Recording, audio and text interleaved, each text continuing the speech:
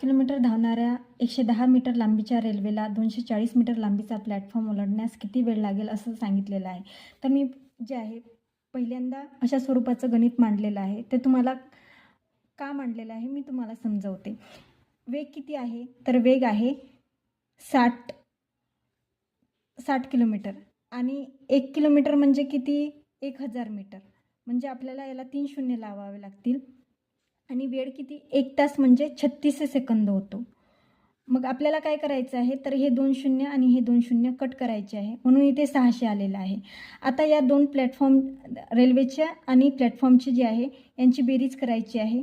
तर बेरीज होते 350 आणि त्यांनी जो आहे वेळ विचारलेला आहे म्हणून आपण करणार आहे तिरपा गुणाकार.